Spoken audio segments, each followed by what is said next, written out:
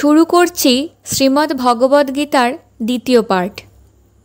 দশম অধ্যায় বিভূতিযোগ। অর্জুনের মনের সংশয় দূর করবার জন্যে ভগবান শ্রীকৃষ্ণ তারপর স্পষ্টভাবে তার নিজের পরিচয় তুলে ধরলেন অর্জুনের সামনে। তিনি জানতেন অর্জুন তাকে বন্ধু বলে জানে, কিন্তু অর্জুন যখন শুনলেন তিনি স্বয়ং ভগবান ধর্মরক্ষার জন্যে মানুষের দেহ ধারণ করেছেন, তখন সে কথাকে ধ্রুব সত্য বলে মেনে নিতে তার মনে যেন সংশয় জাগছিল। অর্জুন তাকে আজীবন মানুষভাবে দেখে এসেছে, মানুষের মধ্যে তিনি অসাধারণ, কিন্তু যিনি স্বয়ং ভগবান তার কাছে থেকে আমরা অলৌকিক শক্তি বা বিভূতির পরিচয় পেতে চাই। শ্রীকৃষ্ণ তাই তার বিভূতির কথা অর্জুনকে সবিস্তারে বলতে লাগলেন। তিনি বললেন, আমার এই নরদেহ আমি ইচ্ছে করেই ধারণ করেছি, তা না হলে প্রকৃতপক্ষে আমার জন্মও নেই, মৃত্যুও নেই। আমি সেই অনাদি অনন্ত পরম পুরুষ, যাকে তোমরা ঈশ্বর বলে জানো। আমার এই ঐশ্বর্যের কথা দেবতা ও ঋষিরাও ভালো জানেন না। যারা জানেন তারা আত্মজ্ঞান লাভ করেছেন। সুখ দুঃখ জন্ম মৃত্যু ভয় ভাবনা জ্ঞান বুদ্ধি যা দিয়ে এই মানুষের সংসার চলছে, সে সবই আমার ইচ্ছে থেকে সৃষ্টি হয়েছে। অর্থাৎ প্রত্যেক মানুষের সুখ দুঃখ ভাবনার সঙ্গে ভগবান জড়িয়ে আছেন, কিন্তু সে কথা ভুলে গিয়ে আমরা ভাবি সুখ পাচ্ছি, দুঃখ পাচ্ছি। হে অর্জুন, তোমার সব ভাবনা চিন্তা তুমি আমার ওপর ছেড়ে দাও। তুমি যে কোনো কাজ করছো তা আমারই কাজ করছো। সর্বদা আমার কথা মনে রেখে তুমি তোমার সমস্ত মন আমাকেই সমর্পণ করো।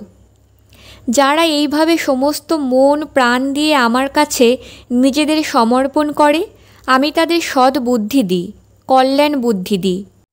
অকল্যাণকর কাজ তারা করতেই পারে না।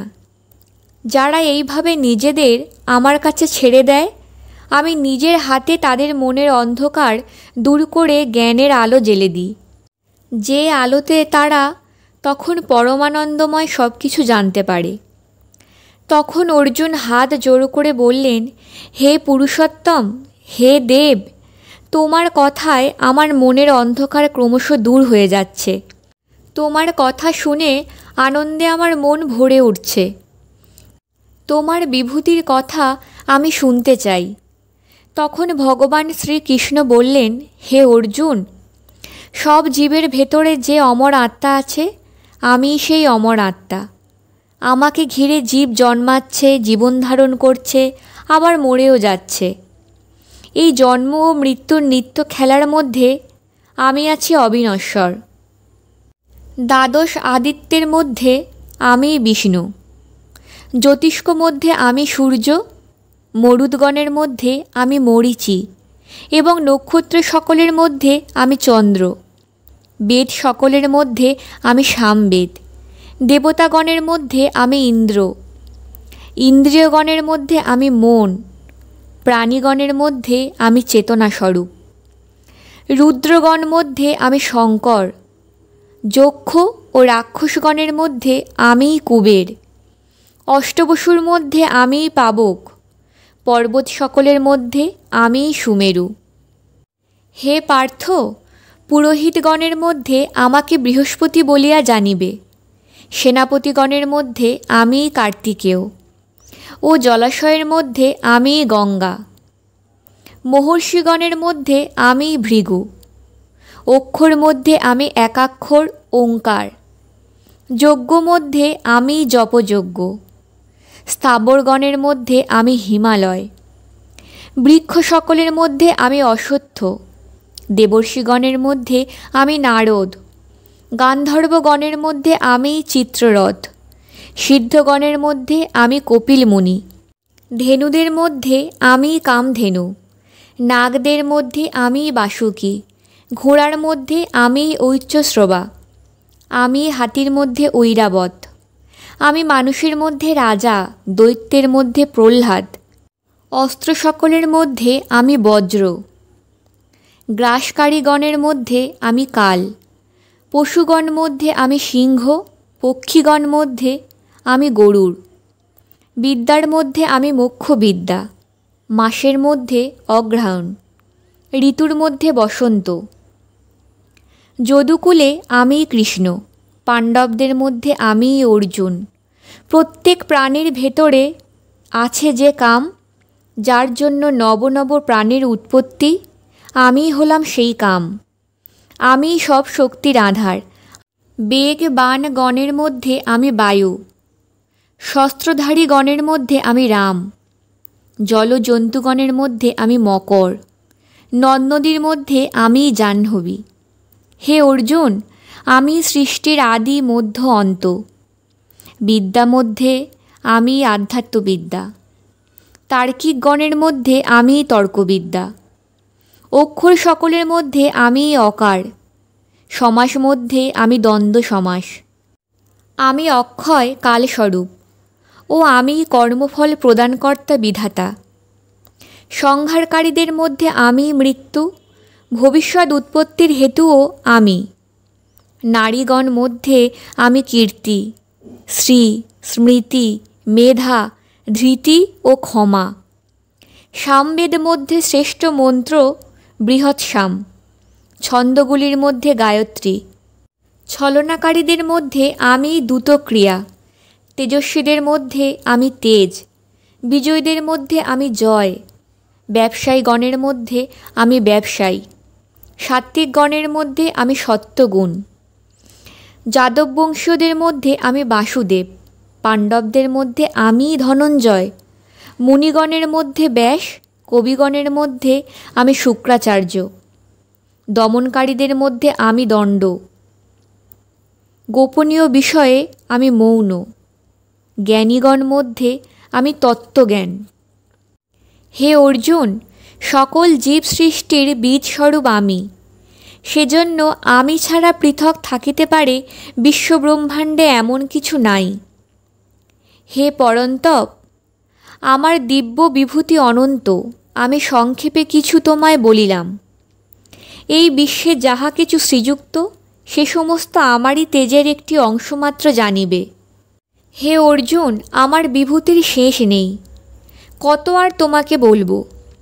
এই সংসারে যা কিছু কল্যাণময়, যা কিছু প্রাণময়, তার মধ্যে জানবে বিভিন্ন রূপে লুকিয়ে আছে আমার শক্তি। আর সবচেয়ে বড় কথা, এই বিশাল বিশ্ব ব্রহ্মাণ্ড হল আমার শক্তির একটা সামান্য অংশের প্রকাশ। 11 অধ্যায় বিশ্বরূপ দর্শন যোগ।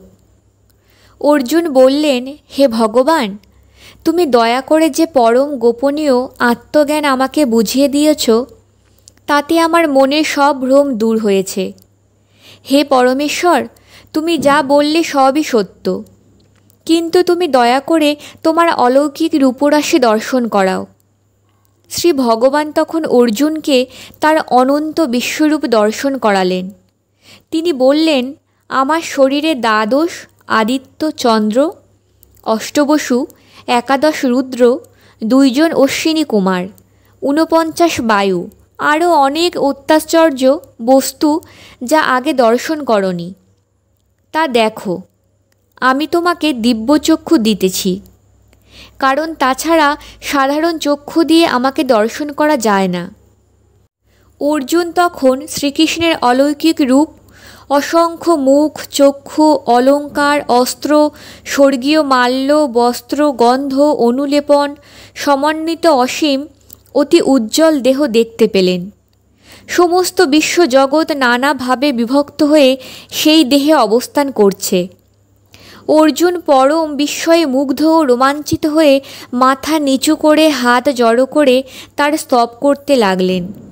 অর্জুন বললেন, হে দেব, হে পুরুষোত্তম, হে প্রভু, তোমার শরীরে দেবতারা, নানাবিধ প্রাণীরা, পুণ্য আত্মা ঋষিরা, অসংখ্য সর্পেরা রয়েছে দেখছি। জগতের সৃষ্টিকর্তা ব্রহ্মা পদ্মের আসনে বসে আছেন। তোমার অসংখ্য হাত, অসংখ্য উদর, চোখ, মুখ, তোমার কোথায় আরম্ভ, কোথায় মধ্য, কোথায় শেষ, কিছুই দেখতে পাচ্ছি না। তুমি কিরীট, গঙ্গা ও চক্র ধারণ করে আছো। তুমি তেজময়, চারিদিকে তোমার দীপ্তি, যেদিকে তাকাই দেখি তোমার তেজ আগুন ও সূর্যের মতো। তোমার দিকে তাকানো যায় না, তোমার সীমাও খুঁজে পাওয়া যায় না। তুমি পরম ব্রহ্ম, তুমি এই জগতের একমাত্র আশ্রয়, তোমার বিনাশ নাই। তুমি সনাতন ধর্মের রক্ষক, তুমি অনাদি পুরুষ বলে আমি মনে করি। তোমার আদি মধ্য শেষ কিছুই নেই, তোমার শক্তি অনন্ত, তোমার হাত অসংখ্য, চন্দ্র ও সূর্য তোমার চক্র, দীপ্ত আগুনই তোমার মুখ। তুমি নিজের তেজে এই জগৎকে তাপ দিচ্ছ। তুমি একাই স্বর্গ ও মর্ত্যের মধ্যে যে বিরাট আকাশ রয়েছে তা জুড়ে পরিব্যাপ্ত রয়েছ। দেবতারা তোমাতেই প্রবেশ করছেন, কেউ বা ভয় পেয়ে হাত জোর করে তোমার স্তব করছেন। মহর্ষি আর সিদ্ধগণ জগতের কল্যাণ হোক বলে তোমার স্তব করছেন নানাভাবে। রুদ্র, আদিত্য, বসু, সাধ্য, বিশ্বদেবগণ, অশ্বিনী কুমারদ্বয়, মরুত, পৃথ্বীগণ, গন্ধর্ব, যক্ষ, অসুর ও সিদ্ধগণ তোমার দিকে আশ্চর্যভাবে চেয়ে আছে। তোমার আকৃতি কি ভয়ঙ্কর! তোমার মুখ, চোখ, হাত, উরু, পা, উদর, দাঁত সবই অসংখ্য। আমি তা দেখে ভয় পেয়ে আকুল হয়ে পড়ছি। তোমার এই মূর্তি আকাশ জুড়ে আছে, তা তেজময় ও নানা বর্ণের। বিশাল তোমার মুখগহ্বর, তেজময় ও বিচিত্র বর্ণের তোমার দাঁতগুলি ভয়ঙ্কর, মুখগুলি প্রলয়কালের আগুনের মতো। তা দেখে আমি ভয়ে দিশেহারা হয়ে পড়ছি। তুমি আমার প্রতি প্রসন্ন হও। ধৃতরাষ্ট্রের পুত্রগণ ভীষ্ম, দ্রোণ, কর্ণ এবং আমাদের পক্ষীয় সমস্ত যোদ্ধাগণ তোমার ওই বিরাট ভয়ঙ্কর মুখগহ্বরে প্রবেশ করছে। সেই সময় কাহারও মুখ চূর্ণ বিচীর্ণ হয়েছে এবং তাদের মস্তক তোমার বিশাল দন্তের মধ্যস্থলে লেগে রয়েছে। যেমন নদীর জলস্রোত প্রবল বেগে মহাসাগরের দিকে ছুটে চলে, ঠিক সেইরূপ কুরুক্ষেত্রের বীররা তোমার ওই জ্বলন্ত মুখগহ্বরে পতঙ্গের মতো ঝাঁপ দিয়ে অদৃশ্য হয়ে যাচ্ছে। হে বিষ্ণু, তোমার উগ্র তেজে সমগ্র সৃষ্টি দগ্ধ হচ্ছে। এই মহা উগ্রধারী তুমি কে? আমি তোমাকে প্রণাম করি। হে দেববর, তুমি প্রসন্ন হও। তুমি আদি পুরুষ, আমি তোমাকে জানতে ইচ্ছে করি। তোমার কর্মপ্রবৃত্তি কিছুই জানি না। তোমার এই রূপে আমার সর্বশরীর কাঁপছে। হে প্রভু, কেন এই ভয়াবহ মূর্তিতে তুমি দেখা দিলে? তখন ভগবান শ্রীকৃষ্ণ বললেন, এই ভয়ঙ্কর মূর্তিতে আমি সৃষ্টিকে ধ্বংস করব। প্রয়োজন শেষ হলে আমি মহাকালের রুদ্র মূর্তিতে সমস্ত ধ্বংস করি। তোমার যে আত্মীয় স্বজনদের হত্যা করবার দুর্ভাবনায় তুমি অস্ত্র ত্যাগ করেছিলে, তুমি চেয়ে দেখো, তুমি হত্যা না করলেও তারা কেউ জীবিত থাকবে না। তোমার আগেই আমি তাদের বধ করেই রেখেছি, তুমি শুধু নিমিত্ত মাত্র। ভাই অর্জুন, তুমি হৃদয়ে দৌর্বল্য ঝেড়ে ফেলো। তুমি ওঠো, যুদ্ধ করে যশস্বী হও। শত্রুকে জয় করিয়া সমৃদ্ধশালী রাজ্য ভোগ করো। হে সব্যসাচী, পূর্বেই আমি উহাদের ধ্বংস করে রেখেছি। তোমার কর্তব্য পালন করে শত্রুদের বধ করো। সঞ্জয় বলিলেন, কেশবের এই প্রকার বাক্য শুনিয়া কম্পিত শরীরে পার্থ তখন করজোড়ে প্রণাম করলেন। নতশিরে গদগদ স্বরে শ্রীকৃষ্ণকে বললেন, তোমাকে সহস্রবার প্রণাম, পুনরায় বারবার তোমাকে নমস্কার। ভগবান শ্রীকৃষ্ণের কথায় অর্জুনের মনের ভুল ভেঙে গেল।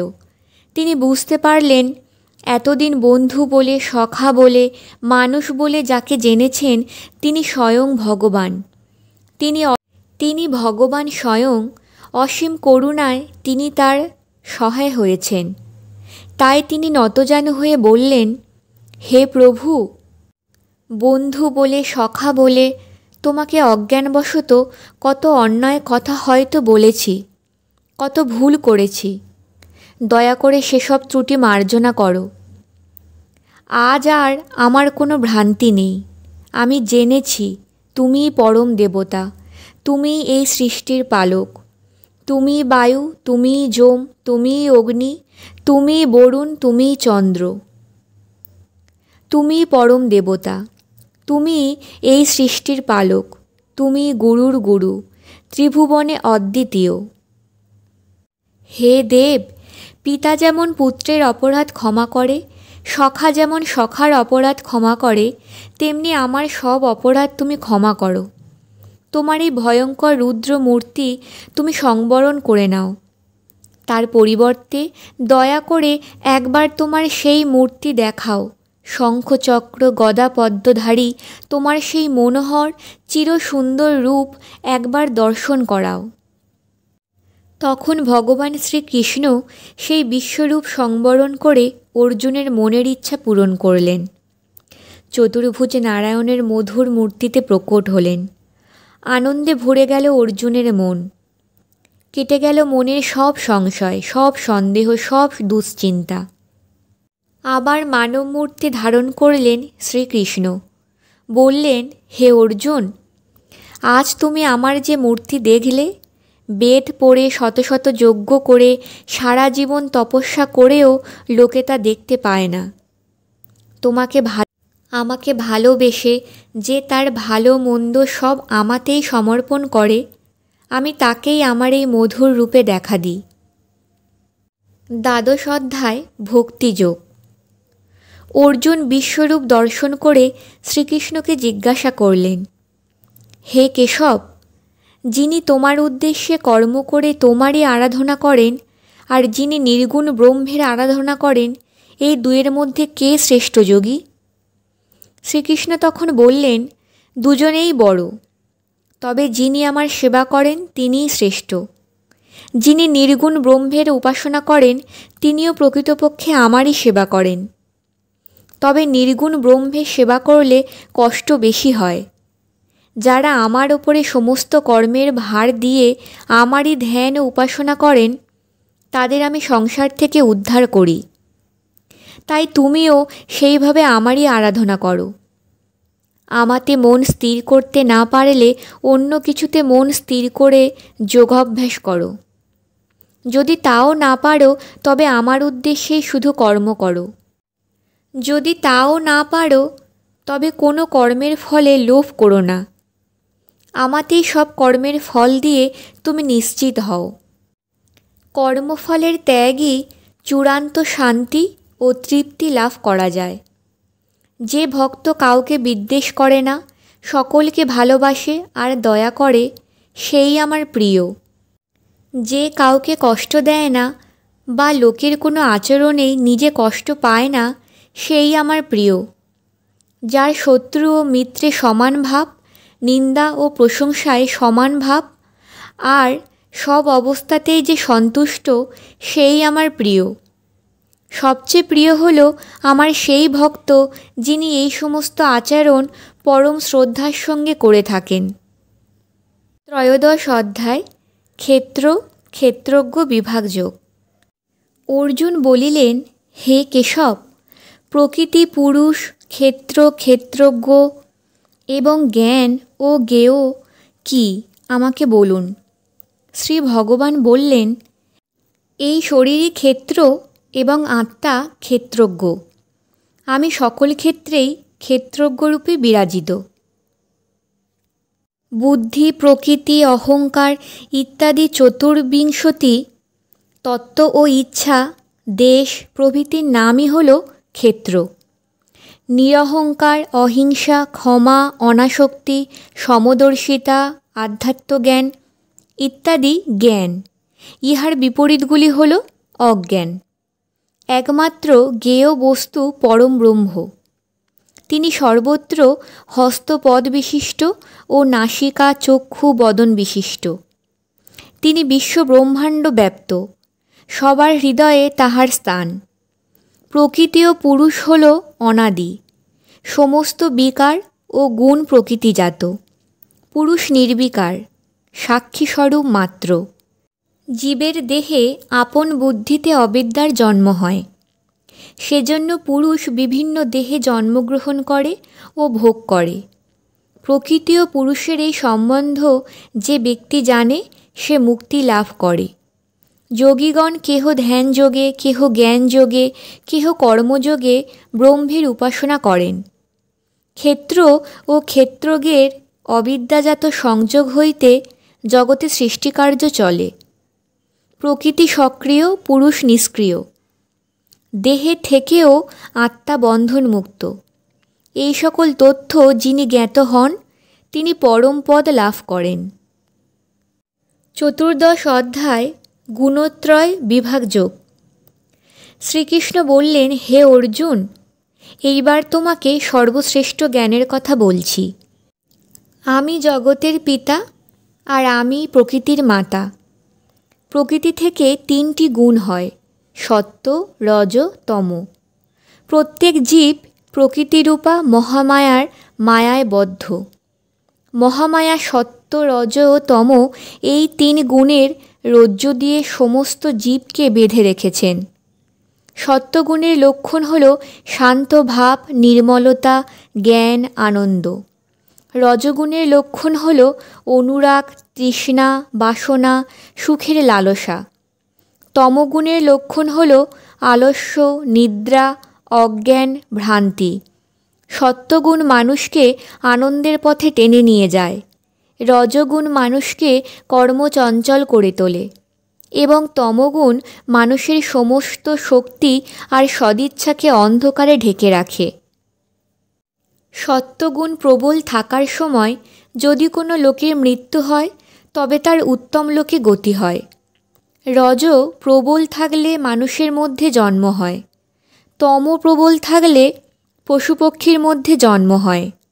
সাত্ত্বিক লোকরা যান স্বর্গে, রাজসিক ব্যক্তিরা পৃথিবীতে, আর তামসিক ব্যক্তিরা নরকে যান।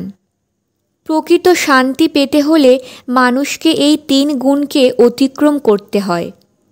অর্জুন জিজ্ঞাসা করলেন, কি করলে এই 3 গুণের অতীত হওয়া যায়, এদের হাত থেকে রক্ষা পাওয়া যায়? শ্রীকৃষ্ণ উত্তর দিলেন, যার কিছুই প্রিয় বা অপ্রিয় নেই, সুখ দুঃখ, মান অপমান যার কাছে সমান, কোনো কাজেই যার আগ্রহ নেই, তিনি গুণের প্রভাব কাটাতে পারেন। আর যদি এসব না করে কেউ এক মনে আমার সেবা করেন, তিনি এই সমস্ত গুণ কাটিয়ে উঠে পরমপদ লাভ করে থাকেন। 15 অধ্যায় পুরুষোত্তম যোগ।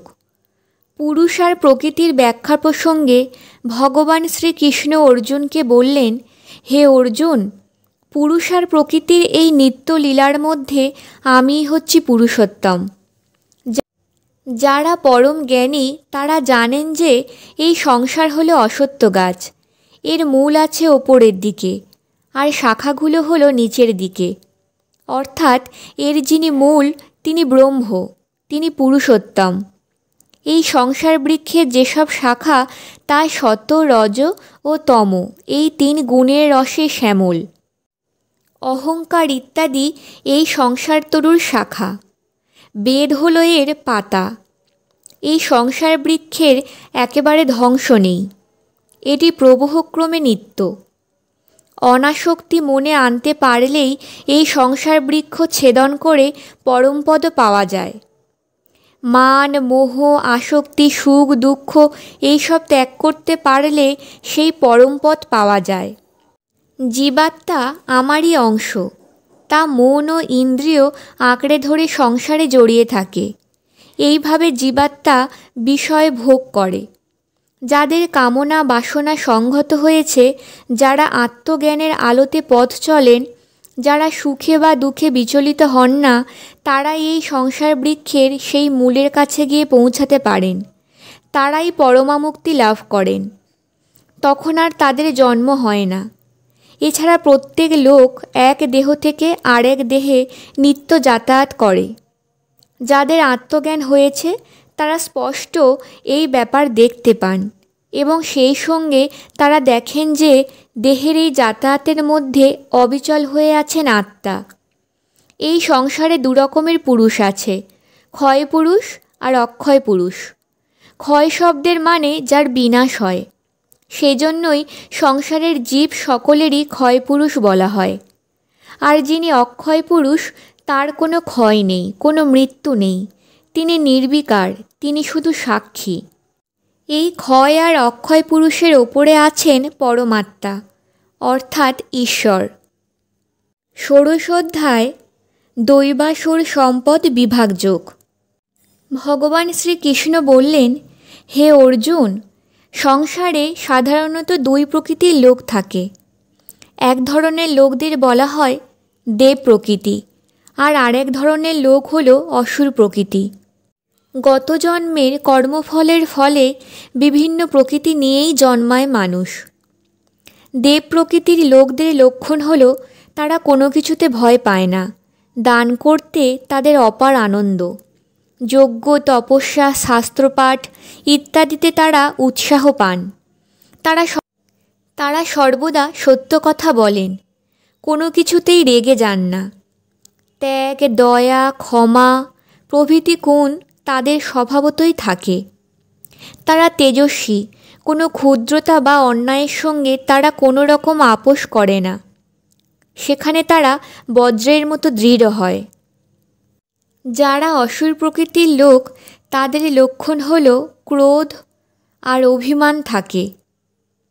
তাদের সব কথায়, সব কাজের পেছনে অহংকার থাকে। শুচিতা বোধ তাদের অত্যন্ত কম। কোনো আচার বা অনুষ্ঠান তারা মেনে চলতে চায় না। তারা ঈশ্বরকে অস্বীকার করে।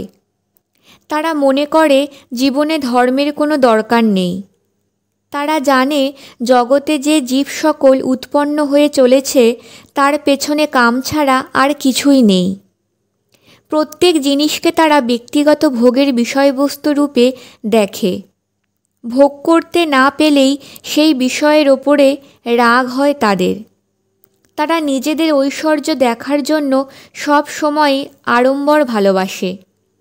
এমনকি তারা খুব ঘটা করে যে যাগ যজ্ঞ আর পূজা করে তার মধ্যে ভক্তি থাকে না, থাকে আড়ম্বর। তারা নানা আশায় নানা কামনায় জড়িয়ে পড়ে। অসৎ পথে ধন অর্জন ও সঞ্চয় করে। তারা ভাবে, এই তো কত ধন পেলাম, কত শত্রু মারলাম, চিরদিন এইভাবেই আমার চলবে, আমি কত বড় সুখী। এইসব পাপিষ্ঠ নরাধামদের আমি হিংস্র পশু প্রভৃতি জন্ম দিয়ে থাকি। ফলে তারা হিংস্র কাজ করে ক্রমশ কীটপতঙ্গ হয়ে যায়। কোনো কালেই তারা আমাকে পায় না। কাম, ক্রোধ, লোভ এই তিনটি নরকের পথ। এই কয়টি কাজ অবশ্যই ত্যাগ করা উচিত। শাস্ত্র অনুসারে সব কাজ করতে হয়, তা না হলে সিদ্ধিলাভ হয় না। তুমি শাস্ত্র অনুসারে সকল কাজ সম্পন্ন করো। সপ্তদশ অধ্যায় শ্রদ্ধাত্রয় বিভাগযোগ। অর্জুন জিজ্ঞাসা করলেন, হে কৃষ্ণ, যারা শাস্ত্রের বিধান মতো না চলেও শ্রদ্ধা করে যজ্ঞ পূজাদি করে তারা সাত্ত্বিক, রাজসিক না তমসিক?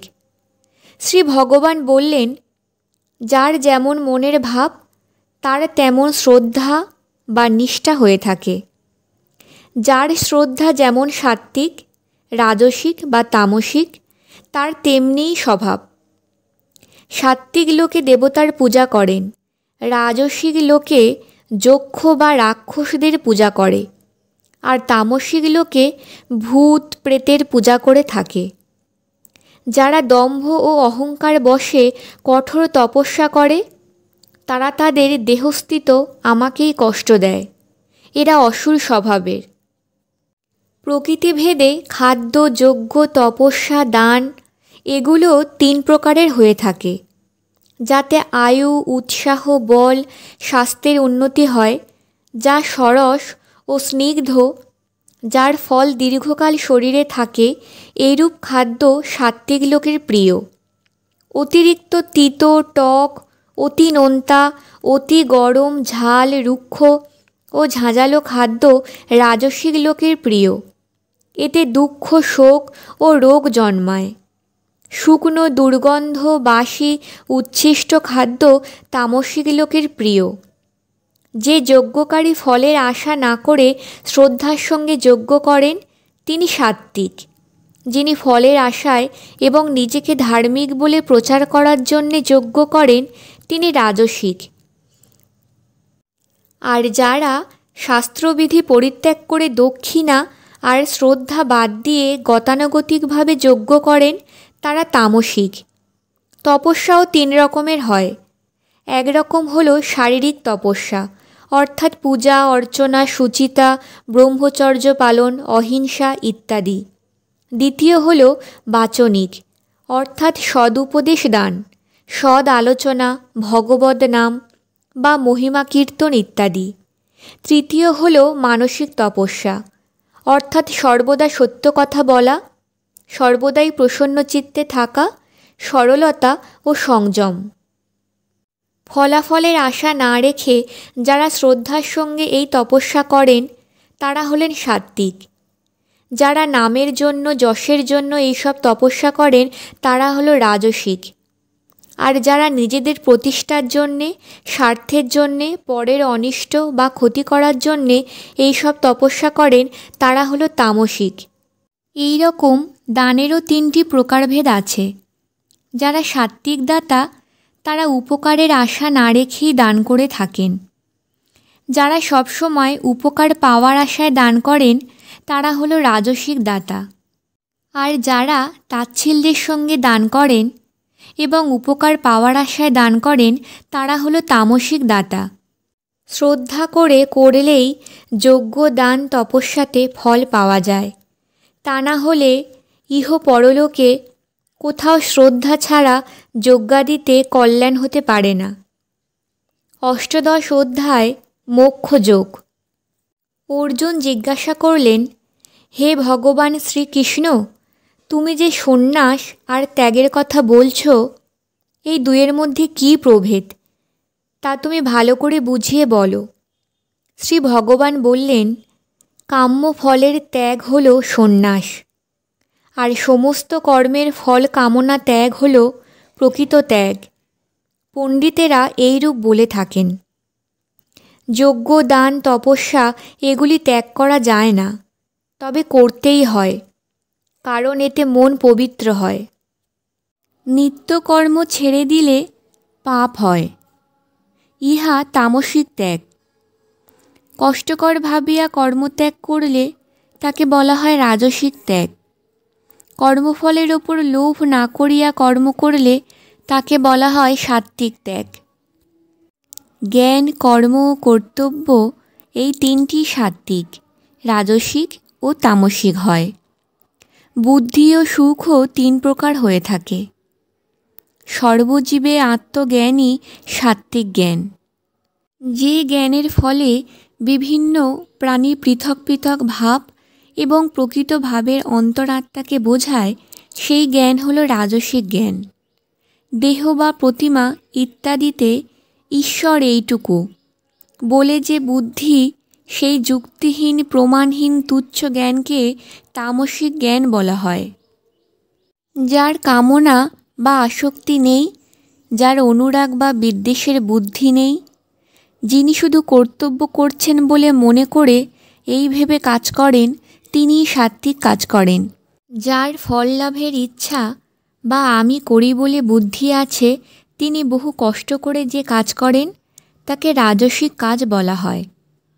যে কাজের পরিণামে সংসারে বন্ধন হয়, যে কাজ করবার সময়ে ভবিষ্যতে তার ফল শুভ না অশুভ তা ভাবা হয় না, ওই কাজ করার ক্ষমতা আছে কি না তাও ভাবা হয় না, তা হলো তামসিক কাজ। হে অর্জুন, যে বুদ্ধির বলে মানুষ কর্মে প্রবৃত্ত হয় ও অধর্ম থেকে নিবৃত্ত হয়, সেই বুদ্ধি হলো সাত্ত্বিক বুদ্ধি। যে বুদ্ধিতে ধর্ম অধর্ম, কার্য ও অকার্য কী তা ঠিক বোঝা যায় না, তার নাম রাজসিক বুদ্ধি। যে বুদ্ধির বলে মানুষ অধর্মকে ধর্ম বলে ভুল করে, তা হলো তামসিক বুদ্ধি। যার কর্মে আসক্তি নেই, আমি করেছি বলে যিনি প্রচার করেন না, যার ধর্ম ও উৎসাহ আছে এবং যার সিদ্ধি ও অসিদ্ধি দুই সমান, তিনি সাত্ত্বিক কর্তা। যিনি বিষয়ে আসক্ত, যিনি কর্মে ফল চান, যিনি লোভী, হিংসুক, অপবিত্র, যার সুখে আনন্দ, দুঃখে কষ্ট হয়, তিনি রাজসিক কর্তা। যিনি কর্তব্যে অমনোযোগী, যার বিবেচনা ও বিনয় নেই, যিনি অপরকে অপমান করেন, যিনি অলস, দুঃখিত ও দীর্ঘসূত্রী, তিনি তামসিক কর্তা।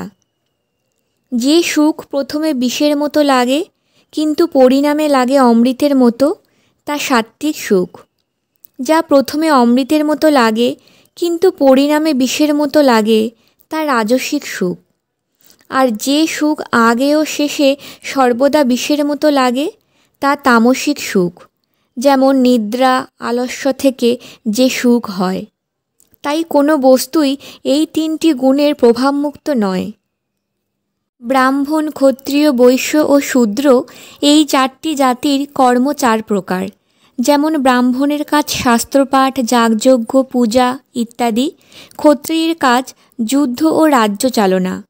বৈশ্যের কাজ চাষবাস ও ব্যবসা। শূদ্রের কাজ অন্য তিন জাতির সেবা করা। জাতির স্বাভাবিক কাজ করলেই সকলের সিদ্ধিলাভ হয়। নিজের স্বাভাবিক কর্মের দোষ থাকলেও তা ছাড়তে নেই। পরধর্মের চেয়ে স্বধর্ম সবসময় ভালো। কর্মফল ত্যাগ করে সিদ্ধিলাভ করলে ব্রহ্মকে লাভ করা যায়। ব্রহ্মকে লাভ করলে মানুষের মন প্রশান্ত হয়, সুখ দুঃখ কামনা থাকে না। হে অর্জুন, তুমি আমার সখা। তুমি সব কর্ম আমাকে দিয়ে আমার কথাই কেবল ভাবতে থাকো, তবেই সব বিপদ থেকে উদ্ধার হতে পারবে। আর যদি অহংকার বশে আমি করি বা করব বলে ভাবো, আমার কথা না শোনো, তবে বিনষ্ট হবে। কোনো কাজ করবে না বলে মনে করলেও প্রকৃতি তোমাকে জোর করে তা করাবে। ঈশ্বর সকলের হৃদয়ে বাস করে সকলকে দিয়ে সব করাচ্ছেন। নিজে কেউ কিছু করতে পারে না।